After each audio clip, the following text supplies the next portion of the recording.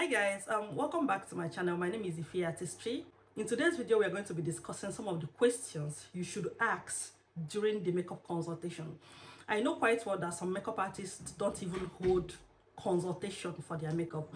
Honestly, if you're not holding a makeup consultation, I'm telling you that that might actually be one of the reasons why your client is not coming back. Like, it should be one of the reasons or one of the things you are doing wrong. Like, it can be one of the things you are doing wrong in your makeup. You should hold makeup consultation before you work on your clients. That way you will be able to know or ascertain what you need to do. You'll be able to know beforehand what you are going there to do. So having a consultation with your clients before your makeup application is going to help you and your clients to, like, work hand in hand. You'll be able to know what the client wants. You'll be able to know what she's looking out for. You'll be able to know the type of makeup you should do. You'll be able to know her skin type. I mean, there's a lot of things that come into the consultation. Okay guys, so let's get into the things you can ask during consultation. So the first question I'm going to ask during consultation, if I don't know already or if you don't know already, is the occasion. You want to know the occasion for the makeup. I mean, knowing the occasion for this makeup, for the glam you're about to do, is going to help you understand where your mind is going to. What is the occasion for this makeup? It's very important that you know the occasion you are working for. If it's a birthday glam, if it's a dinner event, is it a dinner party or anything, or the person is just having a casual outing with friends, or is it a wedding, is it a traditional event? You need to know the occasion. The occasion will let you understand what you are doing and what should work on your clients, in as much as you're going to still like ask the client what she wants. I mean, having at the back of your mind that, oh, this occasion is going to help her. Again, there are some clients that don't even know what they want. So if you know about the occasion that you are working for, maybe it's going to help you choose what should be better and best for your client. For people that will just probably ask you to just do you. So knowing the occasion for me is number one thing, because I would want to know the occasion that I'm working for. Again, you should be able to know the time and the venue of this event. Is it an indoor something? Is it an outdoor? Will she be going any places that there will be too much of sun? Will she be going any place that it might rain? You should be able to understand and know the venue and the time, because knowing the time, you should be able to know if it's going to be sunny. You need to know, is it during the day? What kind of color should work during the day? So it might help you in deciding what should be the best or the best thing you should give your clients. The next thing that you should ask your clients is her personal preferences. What does she prefer? Does she like natural glam? Does she love bold makeup? Does she love colorful glams? Does she love simple makeup, natural, simple, like anything? What does she love? You should be able to know what your clients love the most. It's possible that you're somebody like that loves natural glams, that you give her like something colorful, it still be good. But it's very, very important for you to know what the client, what she loves, what she prefers. I mean, what she prefer might still not be what you give. It's possible for you to like do something nice, something else, and it's going to come out nice. But it's always important for you to know what they prefer. Having in mind what my clients prefer. Oh, she prefers natural glams, or she prefers subtle makeup, or she prefers both. I've met a client that told me, the reason why I'm booking you is because of your, you know how I do a lot of cut crease back then. So I just want cut crease on my big day. So it's during consultation that she was able to tell me, it's because of the cut crease. I want you to do cut crease on me. If I don't hold consultation with this person, probably I'll be going to that work thinking that I'm just going to, because it's a white wedding, for crying out loud. Maybe I'll be going to that work thinking that I'm just going to go and do the soft and the natural makeup that I mostly do for brides. But she told me that she wants the cut crease, like, and she wants a bold cut crease, like she wants it to make statement. She told me, I don't mind if you do my makeup and is lighter than my skin. I want this makeup to be bold. I want my face to pop out. I want my face to show. Anyway, I'm passing, let people know that I did makeup on my face. Let people know that I have something on. I don't know if you understand. So when you meet this type of clients, it's actually during consultation. You give her time, you give her the opportunity to express herself, to tell you what she wants. Asking them their preferences will give them the opportunity to say what they want. It's going to save you time. It's going to save you stress of trying to create, or sometimes when I'm doing makeup, when I get to the eyeshadow, I might be, you know, it might be running through my head like, what am I doing right now? How am I putting this on and all that? But I feel like if you have a consultation with your client, she will tell you what she prefers, and probably you can just give her that, and win-win, everybody wins. Again, another thing that you can ask your clients, you should ask, not even you can ask, another thing you should ask your clients is there like any inspirational photos, like, you know how they used to make screenshot of your work, or make screenshot of like pictures of what they want. You know, I've met so many clients that have pictures, like they make pictures, they have pictures of what they would want on their big day. Ask them during consultation, not on the day of the makeup. Ask during consultation, do you have any inspirational photos you made a screenshot of, or videos or anything that you would want on your big day? If they can give you that, you can be able, if it's something that, oh, this look is not something you are very comfortable with, probably it's going to give you time to go back and work on it, and probably get to, you know, if that is really what she wants. During consultation, you'll be able to know ahead of time and work on that, and know what you're supposed to do before the big day. Don't you think so? Like, so that if you have worked on that, probably on a model, when you get to your clients, it's going to be so easy for you to play that on. There are some people that I know that have made screenshots of my work. When I have consultation with them and they come to the studio, like, they show me, this is what I want. If this is what I want, like this picture, that this makeup you did on this person, I want you to give it to me. Give it to me. So it's because we have consultation, the person will be able to tell me, oh yeah, this is what I want, and this is how I want it, and I'll be able to give it to the person when the person comes. Then, I mean, during consultation, it's still possible for you to change, especially when somebody requests for something that you know the face shape is not going to be nice. I might give you suggestion at the end of the day. I can. But doesn't mean asking them to know is always the best, because when you give them what they want, you are going to be happy. The client will be happy, you will be happy too. Another question that you should, and this is a must, you have to ask this one, is so important during consultation, is the skin type. You have to ask your client, what is your skin type? Can you describe your skin type for me? You have to ask. And probably sometimes some clients might not actually know, understand? So you can ask them, do you have oily skin?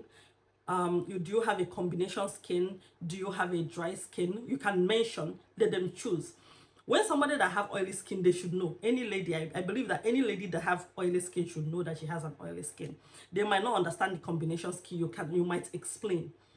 Somebody that have a dry skin should be able to know that she has a dry skin.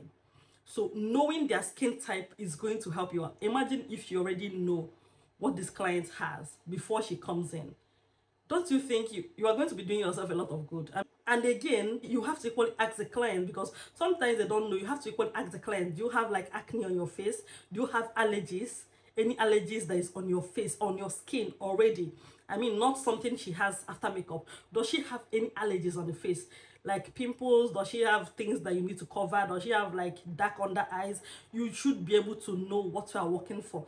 And I'm telling you something, asking these questions is going to signal your clients that you know what you are doing, that you know your job, you know your business, you understand what you are doing, because knowing their skin type and their skin concerns is going to help you out in making decisions. Again, you need to ask if your clients have any allergies after makeup. Does your skin react to any product? Is there any product that you are aware of that should be avoided on your skin or on your face? You should ask that, because some clients actually know. I know that some people don't know, but I've met clients that know. I've met a client that told me that there's a particular glue, like lash glue, that reacts to her eyes. I didn't know that before, and that was actually the exact lash glue that I have. Sometimes you might not actually know about these things, but if you put in consultation into your business, you'll be able to see how it's going to make your job so easy and so smooth. So in this particular situation, I had this particular lash glue. That is the only lash glue that I mostly go to work with, because like, I mean, it's a lash glue. So when I hold a consultation with this client, she told me that when I asked if she has any allergies or any product that I should avoid on her skin, she told me that the lash glue, that particular lash glue, reacts on her eyes, that once you put it on, she'll start tearing up. Like, it's so bad on her eyes, like it reacts. What did I do? I have to just go and get an. I asked her which one works for her. She let me know and I bought it. It's so simple. Imagine when you go to a job and you didn't have a consultation with your client, and there is something she reacts to, and there is no other place you can get a substitute for that product. What are you going to do? If your client insists that this product reacts on me, what will you do? Honestly, you're not going to work. It's better that you ask, is there products that react on your skin? Is there product that you are allergic to? Ask these questions. If they do know, they will let you know. They will tell you. If they do not know, that is fine. You can work with the things you have, hoping that she doesn't have allergies. Again, it's equally important, in as much as I know makeup artists will be like, you shouldn't ask this question, but it's actually good that you ask, what makeup brand works for you? What makeup brand do you prefer? If you don't have access to the makeup brand that she prefers, you can let her know the ones you have, and these ones, they are good. I mean, you should be proud of your product. I mean, you should be proud of the products you have. So you can ask your clients, what product does she prefer? I have seen clients that use like Huda Beauty setting powder. Those type of clients, like their personal makeup, they have like expensive high-end brands. And you book them and they're coming to work on them, and they're using like not just drugstores. I mean, like cheap product that is not even. And I mean, these clients, there are people that take care of their skin so well, like they put in a lot of money on their skin. Imagine you using product that is not like even half the standard of the product they have by themselves. I feel like you should ask them the product they use. It's possible that you don't have access to those, that type of products, or like the money, but at least it's going to let you know what, because imagine on that day you bring it out and the client tells you, no, you can't use this on me. What will you do? I feel like you should ask, what type of products do you prefer? Another question that you should ask your clients is their previous experience. You would want to know the experience, like ask them, have they ever had a professional makeup done by anybody? Yes or no, that should be the answer, like not in details, like yes or no. Have they had any professional makeup done before from a makeup artist? And if the answer is yes, that is fine. Is there anything from the makeup they have done before that they would want to replicate or avoid? Because this person that I'm telling you that had cut crease and pigments on her wedding day, I'll bet you she wouldn't want that anymore. Like, so it's always good for you to ask anything in the makeup that you've done through a professional makeup artist before that you don't want again. Or is there anything that you've done through a professional makeup artist before that you want to replicate? I tell you, because they might say, oh, there's a particular lips, because I feel like I've done makeup on somebody and she's telling me the way that I did her lips is the way she wants her lips to be done all the time. Imagine something like that. She might want something like that. And if you didn't ask, you might do another lips that she will not like. I don't mean that we have to keep repeating a particular trend. It's possible that you should do another thing. Because like sometimes all this consultation is just for you to ask and know. And you can now suggest, you guys will have an agreement. That is the major reason. You have an agreement about something. You can tell her, oh, there is a, because there are some people that want you to try out what you can do. Yeah, give me your best. I've met people that when I have consultation with them, I ask them, what type of makeup do you prefer? They'll say, do you anything that comes to your mind? Honestly, I've met people like that.